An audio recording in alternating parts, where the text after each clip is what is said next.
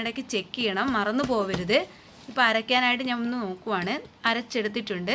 അരപ്പൊക്കെ നന്നായി അരഞ്ഞിട്ടുണ്ട്, മഷി പോലെ അരഞ്ഞിട്ടുണ്ട്. നമുക്കിതൊന്ന് അരപ്പൊന്ന് അതിലോട്ട് ചേർത്തെടുക്കാം.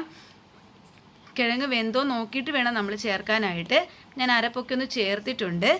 അരപ്പ് ചേർക്കുന്ന വീഡിയോ എന്നോടൊന്ന് കട്ടായിപ്പോയി. നിങ്ങളൊന്ന് അരപ്പ് ചേർത്തിട്ട് ചെറുതായിട്ടൊന്ന് ചൂടാകാൻ വെക്കണം. ചെറിയൊരു തിള വന്നാൽ മതിയാകും. നമുക്കതിന് ശേഷം ഒന്ന് ഇറക്കാം. നമുക്കൊന്ന് താളിച്ചെടുക്കാം. താളിക്കാൻ വേണ്ടി ഞാൻ എടുത്തിരിക്കുന്നത് ചുമന്നുള്ളിയും വറ്റൽമുളകും കറിവേപ്പിലയുമാണ്.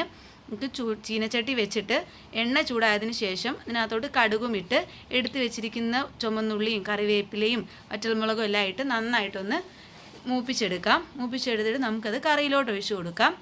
നമ്മുടെ കറി ഇവിടെ റെഡിയാണ്. അതിനകത്തോട്ട് നമ്മൾ പുഴുങ്ങി വെച്ചിരിക്കുന്ന മുട്ടയും കൂടെ നമുക്കൊന്ന് പൊളിച്ചൊക്കെ ഒന്ന് എടുത്ത് അതിനകത്തോട്ടൊക്കെ ഒന്ന് ഇട്ട് കൊടുക്കാം. അപ്പം നമുക്കിതിന് വേണമെങ്കിൽ മേളിൽ ഗാർണിഷ് ചെയ്യാൻ വേണ്ടി 2-3 കറിവേപ്പിലയൊക്കെ ഇടാവുന്നതാണ്. അതൊക്കെ നിങ്ങളുടെ ഇഷ്ടത്തിനനുസരിച്ച്